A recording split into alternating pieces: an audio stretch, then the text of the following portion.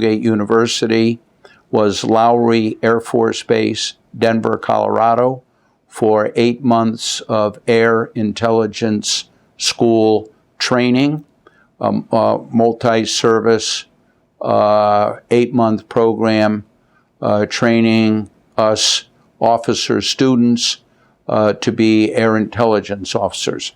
My next assignment was to 7th Air Force Headquarters, the Directorate of Targets at Tan Son Nhut Air Base, Saigon, South Vietnam. And my last assignment was Strategic Air Command Headquarters, SAC Headquarters in Omaha, Nebraska, Offutt Air Force Base. I was assigned to the Underground Command Post, the Early Warning Center. Now, at Colgate, you joined the ROTC. Why did you do that? And why did the ROTC Air Force type ROTC? The Air Force ROTC at Colgate was the only ROTC program offered. It was a very small program. I think of the 1,500 students, there were no more than 30 or 40 that joined it. It was totally voluntary. But I joined it out of a sense of adventure. In the early 60s, there was a lot going on with the Cold War, the U.S. versus Russia, the Cuban Missile Crisis, the Bay of Pigs, the Vietnam War was starting to activate. President Kennedy, a young and dynamic, energetic president, called for all Americans to sacrifice for their country. So it was this total environment that intrigued me and encouraged me to join the ROTC. I don't even think we received academic credit for it, but it did result in a commission in the Air Force Reserve upon graduation. When you went into the Air Force full-time after Colgate, where did you first go for training? My first assignment was to the Armed Forces Air Intelligence Training School, an 8-month program at Lowry Air Force Base, Denver, Colorado. This training program included Marine and Navy officers. It was training us to be air intelligence officers. And how did you get through this training? The training was very interesting. It was comprehensive in that it covered all aspects of intelligence gathering, analysis, dissemination, but special emphasis on air intelligence, which is reconnaissance of enemy territory by aerial photography, radar, and infrared imagery. And what was particularly interesting about this training was that the aerial reconnaissance, the film that we studied and learned on, was U-2 spy flights over Cuba during the 1961 Cuban Missile Crisis, the U.S. versus the Soviet Union. What was interesting is we were able to analyze and understand Russian military equipment, current military equipment, with especially the surface-to-air missile sites, the SA-2 missiles, all of which the Russians equipped North Vietnam throughout the North Vietnamese War. Now, how did you get through training there? You were married at that time. I was married, no children. I would say that about a third of the officers, again, Air Force, Navy, and Marines, were married. The base was large, 50 or 60,000 personnel, all either enlisted or officers who were young and in training. Denver, Colorado was a beautiful area. The base had a lot of facilities, an outstanding officers club with a pool, tennis courts. So it was a great place to study. And now that I think back on it, because the materials that we studied were highly classified, there was no homework. So we went to class, I think, 7 hours a day, started at 6 in the morning, and I think we were out by 1 or 2 o'clock in the afternoon. So the afternoons were free, weekends were free, and it was a great lifestyle for a young officer. I bought my first car, a 1966 Mustang. I'd never had a new car before. So it was exciting. We met great friends during the 8 months that we were there. Now, when you went to Vietnam, can you remember arriving there, and what was it like? All of us were surprised when we were about to graduate from Air Intelligence School, because we all had assignments to places other than Vietnam. I was assigned to MacDill Air Force Base in Florida. I was getting all sorts of information about moving there.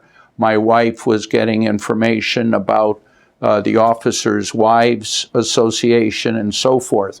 When my class of about 20, all of us junior officers, ensigns and second lieutenants, basically, were called into the commandant's office and told that regardless of what orders we had received, we were all headed to Vietnam. It came as quite a surprise. The Marines went to air bases in South Vietnam. The Air Force, my classmates, most of my classmates went to Vientiane, Laos as plainclothes air intelligence officers. The ambassador of Laos maintained strict control over airstrikes in Laos. And the Navy officers all went to aircraft carriers in the Gulf of Tonkin. We flew over on chartered Pan American Airlines flights. My flight out of San Francisco with stops was 36 hours. When we were approaching Saigon, the pilot announced that all lights on the plane would be turned off, that it was going to be a steep dive into Tan Son Nhut Air Base out of concern of ground fire striking the aircraft. When we landed and got out after 36 hours in the air, it was at night. We were met by machine gun armed jeeps, troops in flak vests and helmets, and the reality of the situation hit me squarely in the face. We disembarked from the plane. We went into a huge aircraft hangar, took showers. There were hundreds of us taking showers. And I remember there was a sidewalk through the center of the hangar where Vietnamese civilians, men and women, were walking back and forth just like it was a walk in the park. And we were given some orders, some money, sidearms, and told to find quarters somewhere in Saigon. How did you find your quarters? We asked around, and seven of us, 6 of my Air Force classmates, we ended up in a dive of a hotel. The 7 of us slept in one room. There were 2 queen-size beds, so 2 to each bed, 3 on the floor. We alternated, and one of us stood guard at the door to our room, and that's the way we were for about 2 to 3 weeks. There were no quarters, no military quarters for officers. With this new wave of troops coming in, so officers for my entire time there, had to find quarters on the economy. So I lived in Saigon in private quarters for the entire 12 months. What did it cost a month? I don't recall. It was inexpensive. We used Vietnamese money, which was called piastres. We had military script, but it was relatively inexpensive. There was also no place for officers to eat other than the officers' club. The officers' club was basically a Quonset hut that most months out of the year had 2 to 3 inches of water on the floor, and the only food that was offered were basically hamburgers, hot dogs, and spaghetti. So there was no cafeteria, there was no mess hall for officers. There were for enlisted personnel. Did you carry a sidearm the whole time you were there? Well, that's interesting because we were issued sidearms in the Air Force. There are 38 revolvers, and I remember going into the officers' club, and you had to check your holster and revolver with a hat check girl, a cute Vietnamese gal in native attire, and she had a wall full of pegs, and she would hang up everyone's guns, and you'd get a hat check, and there must have been 300 guns on the wall at any given time, maybe 100, I don't know. And then when you left, you gave your hat check in, and you got your gun, your revolver. But about 3 weeks after we were issued sidearms, all personnel assigned to in Saigon, permanently assigned in Saigon, officers had the revolvers removed, and we had to turn them in. The reason being that if there was a firefight, a gun battle in Saigon or on the base, the fear was that we would shoot each other. In the panic of a firefight in a city, an urban setting, the air base had about 150,000 troops on it of all nationalities. So the revolvers were removed unless we needed it for a specific assignment, such as security detail or leaving the base, going out into the jungle.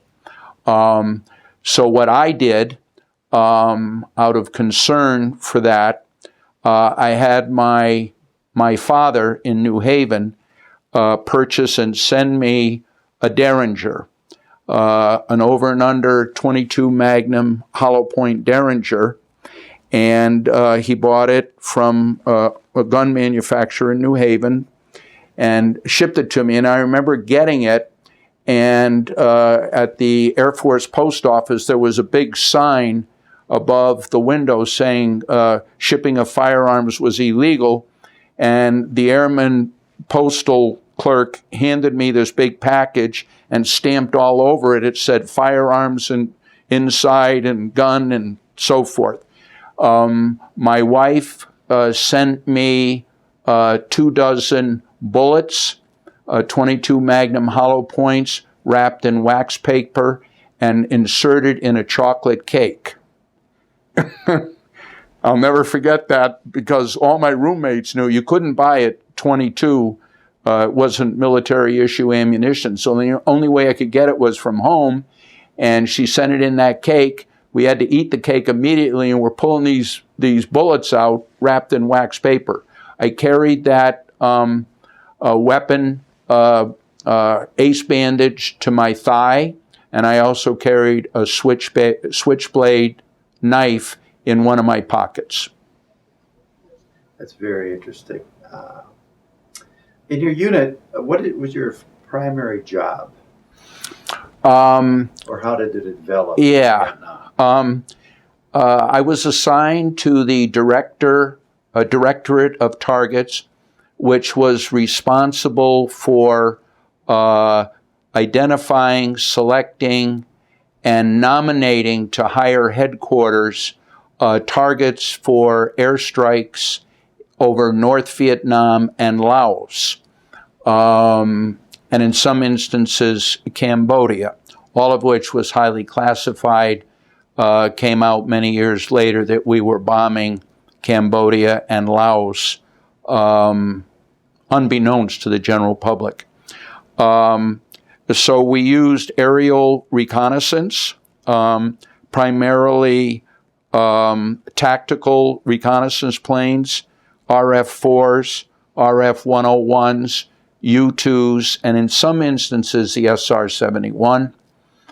We would use this photography through photo interpreters to identify targets and nominate them for airstrike. The nomination went from 7th Air Force Headquarters to Commander-in-Chief Pacific to the Joint Chiefs of Staff to the White House, was ultimately approved by the White House, and the approved target lists came back to us 24 to 36 hours later. In most instances, the targets that we nominated were disapproved by the White House. They were approved by the Commander-in-Chief Pacific, approved by the Joint Chiefs of Staff, but disapproved by the Secretary of Defense and the President for political reasons. While I was in the Directorate of Targets, I was made aware of that there was a briefing officer position opening up to brief the commander of 7th Air Force, 4-star General, well, at this time 3-star, but soon thereafter 4-star General William Momeyer on bomb damage assessment. Each day he had a briefing. There were 9 briefing officers, weather, operations, maintenance, and so forth. I was the last briefing officer, bomb damage assessment, basically using large graphics and photographs, identifying what targets had been struck, whether the targets were destroyed, how many planes were lost, how many souls or how many pilots were lost, and whether or not the planes had to return. So it was the highlight of the briefing. 7th Air Force had, I think, 6 or 7 general officers and a dozen full colonels that would be in the briefing. And sometimes there was film that would show what we call gun photography of airstrikes over North Vietnam and Laos. But the key was to determine whether the target had been destroyed. That was done by photo interpreters who would come to me and make a case, because I was ultimately the briefing officer. I tried out for this position, and just like the Little League, we started with 8 or 9 officers who were vying for the position, and by good luck, I was selected for that briefing assignment to the 7th Air Force Commanding General. You were also involved in B-52 bombing raids also then? You analyzed them? The B-52s were striking in South Vietnam and Laos. It's interesting that they were always under the command of Strategic Air Command in Omaha.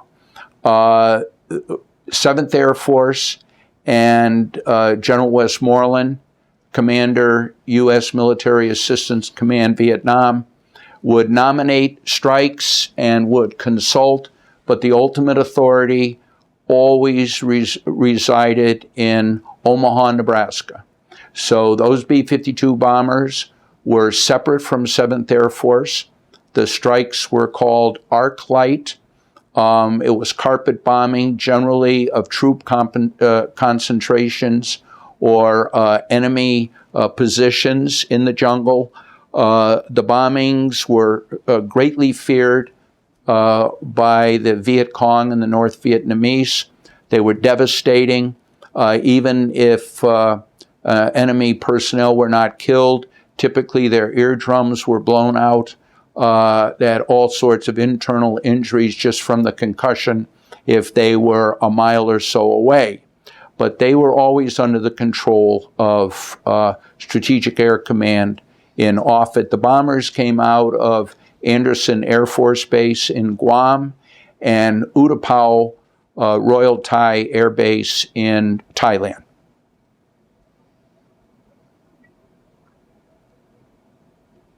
Now, you were awarded some medals and citations here in Vietnam. You had the Bronze Star, the Commendation, National Defense, Vietnam Service. You're an outstanding unit. You're an expert marksman. And you had the Vietnamese campaign ribbons, correct? Do you have any more than that? Or That's what I recall. The small arms expert marksman, as a sidelight at Colgate, I was on the ROTC rifle team. I had hunted previously, so when I went into the Air Force, we had to go through small arms training, basically with the 38 revolver and the M16. And so I achieved expert marksman with those weapons. After I did the briefing on bomb damage assessment to General Westmoreland for about a month, he selected me to be the 7th Air Force briefing officer to General William Westmoreland, the overall commander in South Vietnam, and General Westmoreland's general staff, which consisted of 3 4-star generals and 28 other general officers, both U.S. and allied. And each of the services, Army, Navy, Marines, and Air Force, had a half an hour to brief General Westmoreland and the MACV staff as to what that service had accomplished in the previous 24 hours and what was scheduled over the next 24 hours. So I was the last briefing officer, again selected by General Momeyer, the 7th Air Force commanding general, to be the 7th Air Force briefing officer to General Westmoreland. It was very interesting for me because being the last briefing officer, I heard what the other 3 said. It was a window on the world for me. We had all sorts of visiting dignitaries, Defense Secretary of Defense, Secretary of State, Commander-in-Chief, Pacific, Chairman of the Joint Chiefs of Staff, CIA Station Chief, ambassadors were constantly in the audience. So for me, at age 23 and as second lieutenant, it was a very interesting experience, kind of a window on the world. What was interesting is 2 things were interesting. First, the Air Force was commanded by the Army for all airstrikes in South Vietnam. So what the Air Force did in South Vietnam was briefed by the Army briefer. I was the 7th Air Force out-country briefing officer. So I briefed 7th Air Force strikes in Laos and North Vietnam, sometimes Cambodia. The second thing I found interesting is the other 3 briefing officers were all flag officers. They were an Army Brigadier General, a Marine Brigadier General, and a Navy Rear Admiral, and I was the 2nd Lieutenant, the lowest ranking officer. But the Air Force likes to use young officers as briefing officers wherever possible. And I just found it interesting that I was the last briefing officer following 3 flag or general officer ranking briefers.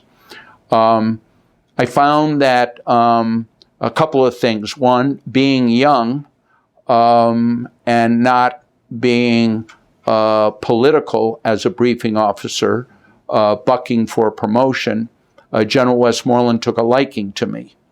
And often I would brief him privately in his quarters. He would end the briefing after the Navy briefing, and I would go back with him to his quarters. And I think because of my age, he liked me. But briefing officers need to be prepared, need to be sharp, basically are representing their service, the Air Force, General Momeyer. So it's a delicate balance requiring being politically correct within inter-service rivalry. During this time, Westmoreland had problems with Washington, as far as manpower and how the president was trying to win an election and all these. Did that affect you a lot over in Vietnam? It did.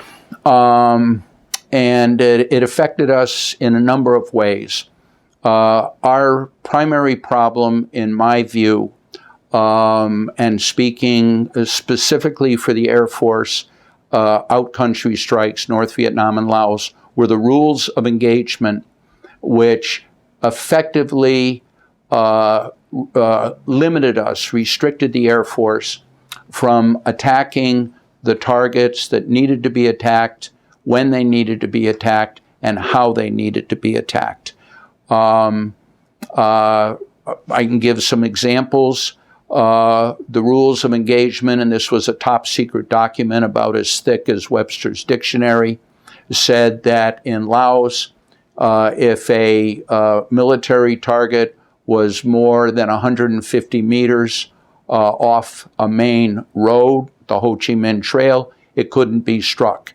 So if it was 125 meters, it could be, but if it was 160 meters off the road, pilot's judgment, it could not be struck. The other thing on the rules of engagement, any strikes in Laos had to be approved by the ambassador, U.S. ambassador to Vientiane, William Sullivan. We called him Field Marshal Sullivan, and his staff consisted of some of my classmates at the Lowry training program. But whether it being picking up a downed pilot, a search and rescue mission, whatever the mission was, airstrikes had to be pre-approved by the ambassador or we could not strike. Another example is we lost a number of planes to enemy MiGs. We were not allowed to strike North Vietnam's airfields for months. And when we finally were given the approval by the White House to strike North Vietnam airfields, all of the North Vietnamese MiGs, they had about 125 of them. They were all Russian MiGs. By the way, many of the MiGs were flown by both Chinese and Russian pilots. Never been in the press, but they would speak in their native tongue. We listened to them. They all dispersed to mainland China, right over the Chinese border. So many, many rules. We could not attack when we wanted to attack, how we wanted to attack. The rules of engagement were a huge hindrance, which I saw every day, and I saw the pain in the eyes of General Westmoreland, General Abrams, and General Momeyer when there was a target that needed to be struck, and we could not do it. During this time, how did you stay in touch with your family? Interesting in light of today's technology. Letters on airmail, thin paper. Postage was free. So lots of letters back and forth. And the turnaround time, I think, was about a week. But we also had tape recorders. And these tape recorders were about the size of a small briefcase. And I don't know what they'd be called today, but maybe 2-inch reels, reel to reel on these little tape recorders. And I used to, and with a microphone, and I used to dictate tapes to my family. The first side of the tape was for general consumption. My wife had moved in with her parents, who lived 3 blocks from my parents. So when a tape would arrive, the families would convene, and the first side of the tape was for everybody's ears. The second side of the tape was personal, intimate conversation between me and my wife, which was kind of fun. I'm assuming that the rest of the family didn't hear that. It wasn't that risque, but it was kind of personal and loving and affectionate. But there were a number of times when there were bombings going around Saigon, especially the B-52 bombings that came across on these tapes and were very frightening to my family, even though these bombings were 4, 5, 6 miles away. Now, where did your family live? You mentioned New Haven. Family lived in North Haven, just outside of New Haven, right. Now, during this time, how did you handle the stress of this job? The frustrations? The stress of it, I tried not to think about it. The Air Force and what I did, a lot of people died through the bombings that I helped plan and also reported on, briefed on, where pilots had to go back a second, a third time, and many were shot down. I tried to disassociate myself from the mechanics of the job and the emotions of the job.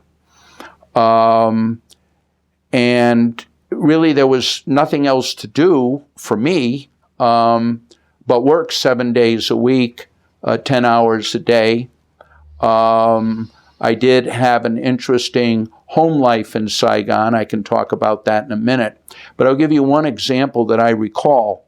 There was a major target called the Tai Nguyen Steel and Railroad Complex north of Hanoi. It was the largest steel mill railroad yard in the world. Took the Chinese 2-3 years to build. And we knew when they were going to cut the ribbon and get this thing underway. And we attacked it in March 1967 with hundreds and I'm going to say thousands of aircraft over U.S. aircraft, fighter bombers, mostly out of Thailand, over the course of many months. But the first strike, it was such a prominent target that finally was released by the White House that the wing commander of, and I think the wing was the 355th Tactical Fighter Wing out of Tak Lee Air Base in Thailand. This wing commander and a couple of his squadron commanders flew to Saigon in their fighter bombers after the initial strike. And they had gun camera photography that took pictures of the bombs being dropped. And they brought this film back to a photo interpretation center. The film was still wet. It had just been developed. I knew that they were coming back with this film because I was supposed to brief it to Westmoreland later that afternoon. And the room was full of these fighter pilots, sweaty, dirty, and so forth. And I came in a tropical khaki uniform, a second lieutenant. And before I could say anything, the wing commander who had led this strike turned, saw me, and said, "Who the expletive are you?" And somebody said, "He's General Westmoreland's Air Force briefing officer." There was dead silence in the room. And I walked over to the light table. It's like a X-ray table with film on it that doctors look at. And I looked at it, and I turned to this colonel, and I said, "Colonel, you've missed the target, and you're going back tomorrow morning." And he looked at me, and they went back the next day. And what he had missed, they did a great job destroying a lot of useless buildings, but the power plant had been missed. And the power plant was the key nerve center that would have shut down a major part of this. And these dozens of fighter bombers missed that power plant. And I was the one that told them, as a 23-year-old second lieutenant. I had a number of situations like that, but I tried not to think about it in terms of the human emotion. It was a job that had to be done, and we worked as a team, the Air Force, all the services, and I was doing my job. Can you recall anything really humorous about your time there in Vietnam, in Saigon? Well,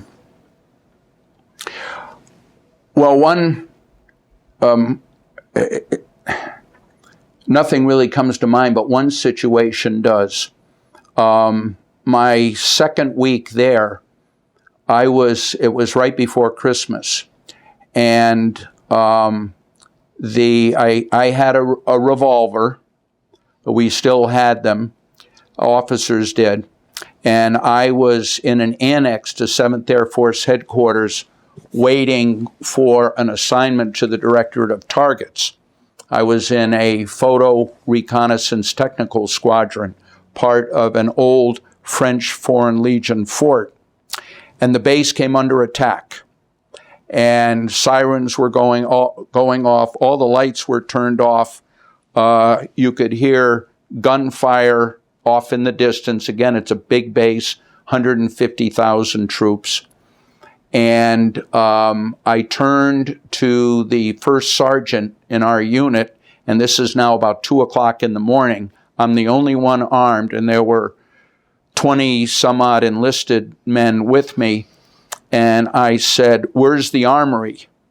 And he said, "It's across this courtyard." And I said, "Let's go." And so he and I went. I had my revolver. We were challenged and almost shot by air policemen who were in the shadows protecting the headquarters building. And we got to this armory door, French Foreign Legion, with a big old padlock on it. And I said, "Sergeant Smith, give me the key." He said, "Oh, no." Actually, he didn't say it that way. He said, "Oh, shit. The key's with Sergeant McGill, who's on R&R in Hawaii. We couldn't get into the armory." So we barricaded the door to our annex with desks and chairs, and I had the one revolver. Fast forward to another incident that's somewhat humorous. 3 days later, the attack on the base was basically over. There were 30 some odd sappers that had come on the base. A couple of them were barbers in the officers club. They had maps, they knew their way around. And all of the killed sappers were laid out on the front yard of the base chapel. What's a sapper? A sapper is a saboteur. Okay. It's an individual with explosives who's trained to sneak into an installation and blow it up with dynamite and plastic charges. So I had what was called burn detail. It was just an assignment given to junior officers, where all of this reconnaissance film was burned at the flight line, and key elements were shipped back to the U.S. So I was all set with 3 enlisted men and this pickup truck. I had my revolver to go to the base flight line and burn this film. Well, one of the guys was late, 20 minutes late after lunch, and I was ripped with him only to find out on the walkie-talkies that the 5 surviving sappers were waiting in this dump for my truck they knew it like clockwork, it would show up. What they were going to do was attack the truck. Again, I have one revolver, kill us, jump in the truck, and try to break through the main gate. So it was a little humorous at first, but then deadly serious. If this guy had not come back late from lunch, I wouldn't be being interviewed today. So what happened to those sappers? They were killed. They killed an air policeman and his guard dog, and that set off the alarm. The dog was alerted. The air policeman was there. They ambushed him, killed him, but as a result of his being there, they were discovered. Yeah, I gave the warning. Gave the warning, yeah. Did you ever use your Derringer or your knife when you were there?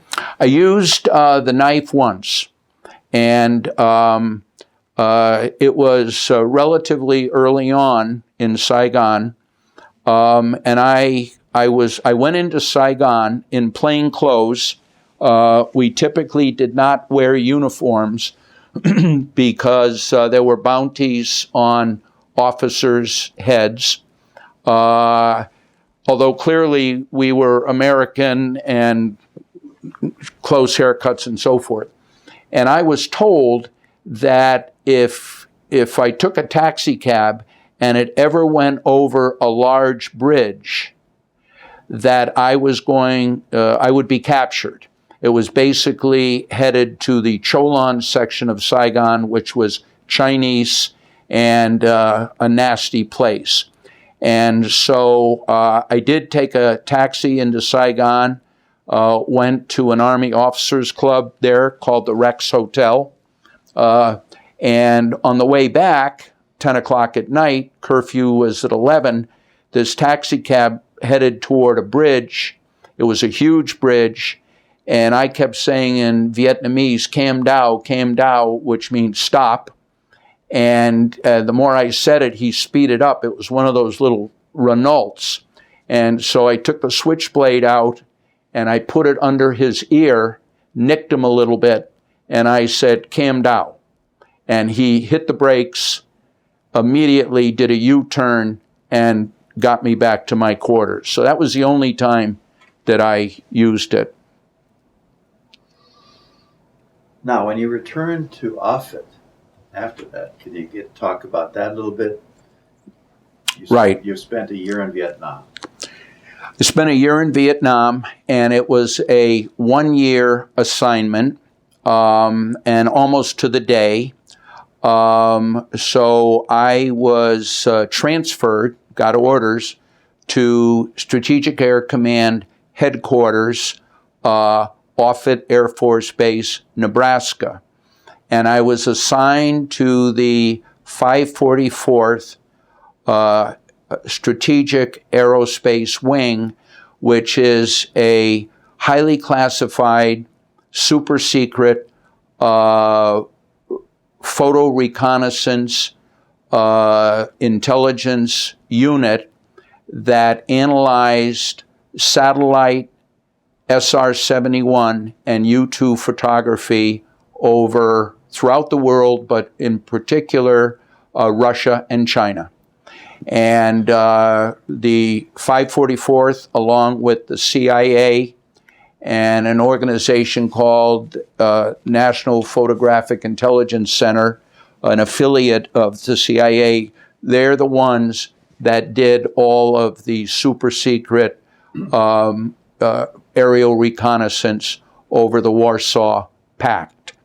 I was assigned there initially, and I was in a holding pattern waiting for some additional security clearances when the Air Force general I knew and kind of sat outside his office, Director of Intelligence for 7th Air Force. He had been promoted to 2-star general, Director of all Air Force intelligence in the Pentagon. And he was on a visiting tour to SAC headquarters. And he was meeting the new Commander-in-Chief, General Bruce K. Holloway, who had been Vice Chief of Staff of the Air Force. General Holloway was brand new to SAC. I knew General Philpott from 7th Air Force was coming on this tour, so I made a point of trying to catch his attention. Again, first lieutenant in a room full of colonels and generals, but I caught his eye, he called me over, and he introduced me to General Holloway. And he introduced me as having been General Westmoreland's Air Force briefing officer and the one who was most knowledgeable of air targets over North Vietnam and Laos. And the B-52s were going to start to bomb North Vietnam, get more involved bombing Laos. And General Philpott suggested to General Holloway that I be his briefing officer. And so I was called to his office the next day and given an opportunity that I tried to say no, but so I became his daily briefing officer for the next 2.5 years, my time in SAC. So basically what I did was I worked in the underground command post in what was called the Early Warning Center, which is a communications center communicating throughout the world, the Pentagon, the White House, Korea, Japan, Vietnam. And I went into work at a little before midnight, and then the Air Force General Director of SAC Intelligence, a 2-star general, came in at about 7 in the morning, and I would give him the briefing that I had prepared. My staff and I would prepare about a 20 to 30-minute briefing, and he would approve or disapprove, edit, have me emphasize certain things, de-emphasize other things. And then at 8 a.m., the Commander-in-Chief of SAC and the SAC General Staff, about 18 general officers, I think.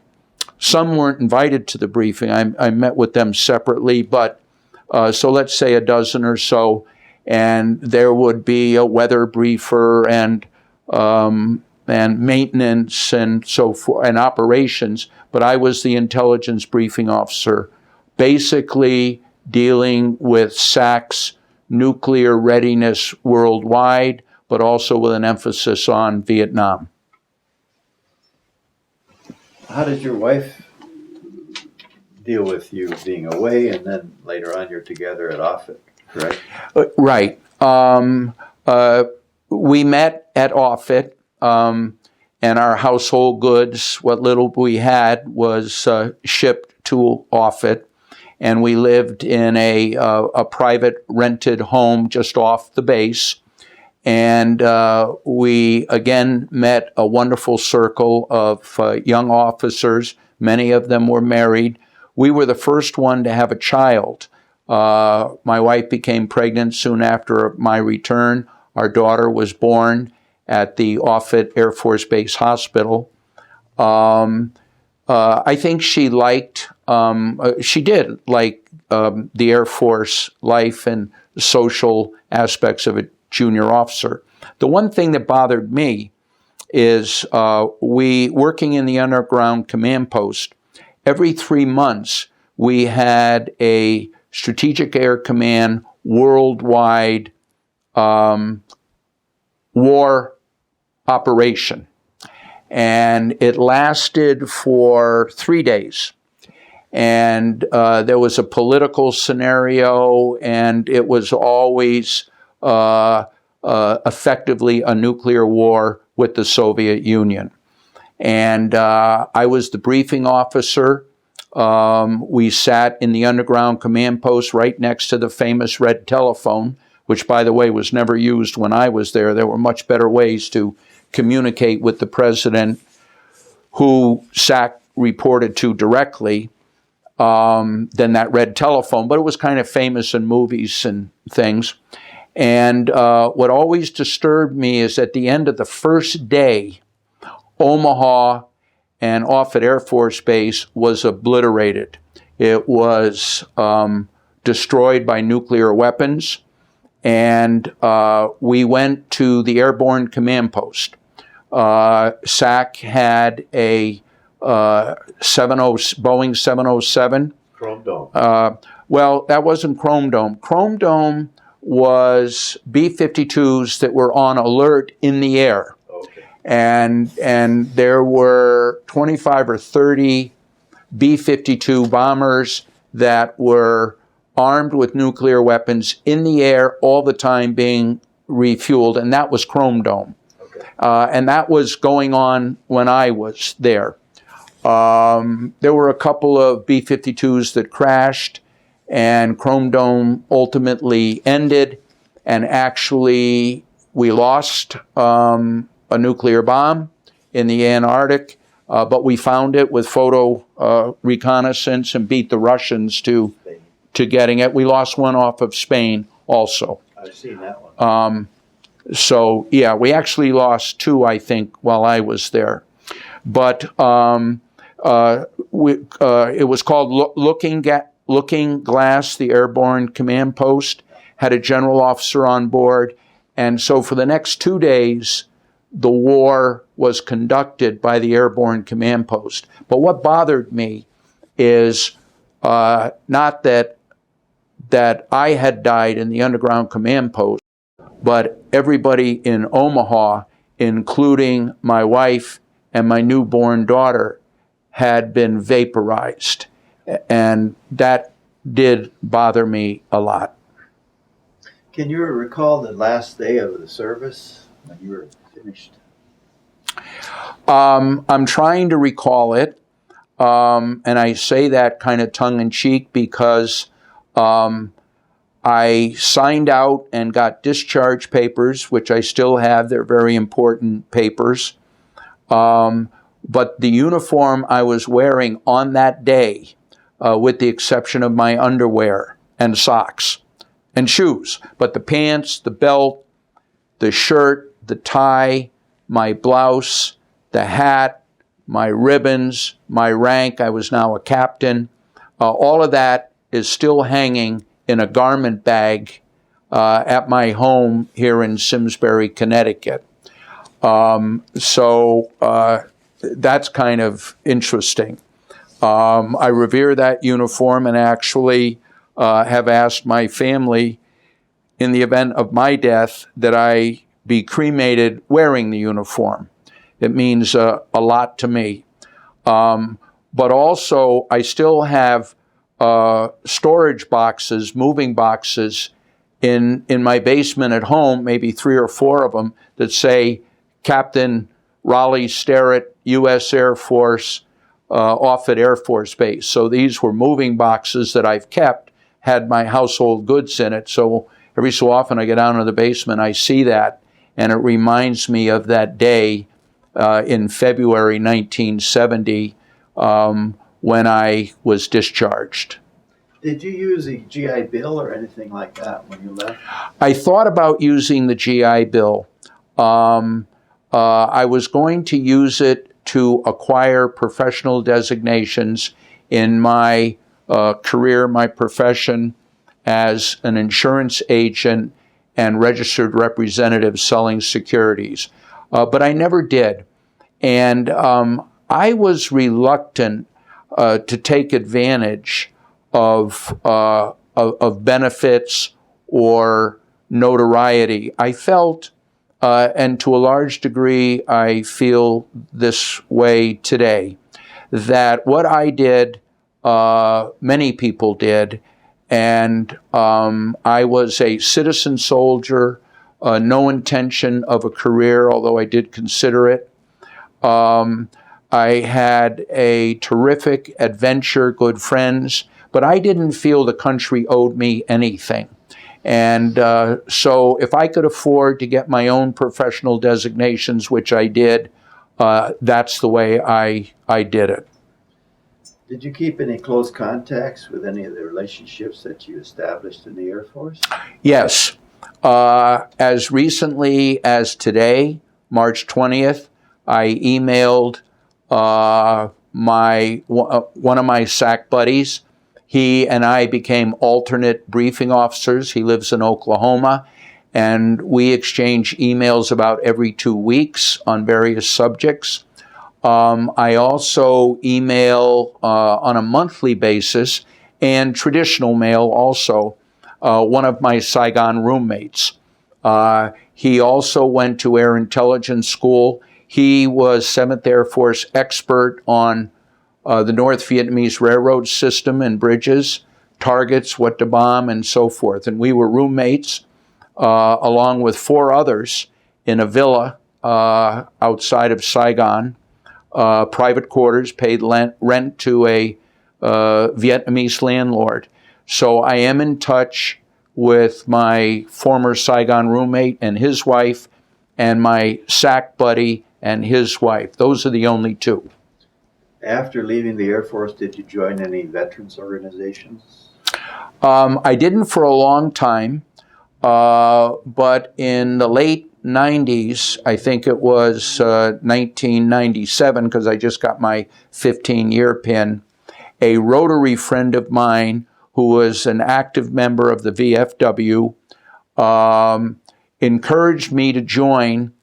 And I still recall his words that by my joining, I could help veterans less fortunate than I was privileged to be. So I joined for that primary reason. I'm a life member. For most of the 15 years, I was not involved in post activities, although I did participate most years in the Memorial Day Parade. But recently, in the last 7 or 8 months, I've become active in the VFW. Do you attend any reunions, Air Force reunions? That's an interesting question, because the answer is no, because the Air Force doesn't, to the best of my knowledge, does not perpetuate units. They come and they go. They're activated, they're deactivated. It's done at the major command level. So, and the fact that I was in a headquarters unit both times, I was not at a wing level or a squadron level. There are no reunions. And I find I do belong, I'm a member of the Air Force Association. And when I get the magazines, I look at reunions, and there aren't as many as there are in the Navy, Army, and Marines. How did the service and experiences in the military affect your life?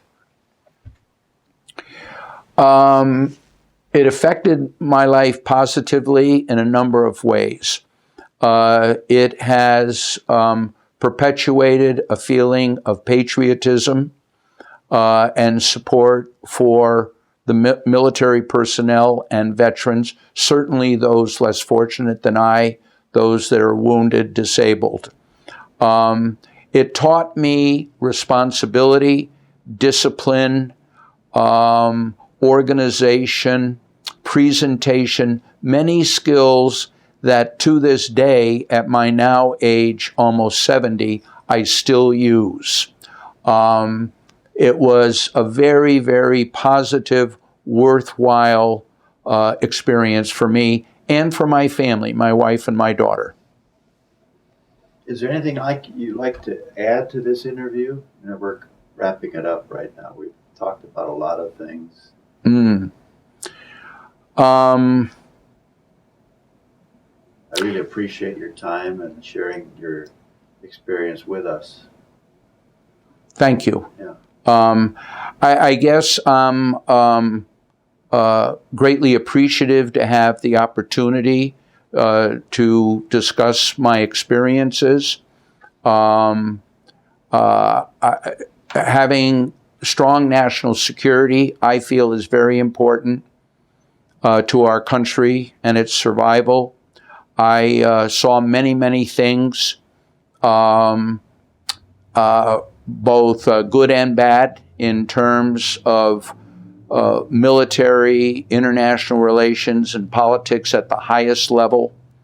Read the correspondence, saw 4-star generals in action, and we're in a delicate balance, and we do have adversaries who would want to destroy and kill us. This is not just newspaper talk. It's true. It's real. I saw it 40 years ago. I believe it hasn't changed. I remember when the Soviets first stationed nuclear ballistic missile submarines off of Washington, D.C., and off of California. For the first time, we tracked them. I mean, this is serious stuff. And there could be a misstep, a misguess, and we are the primary target, and we need to be ready and prepared and strong.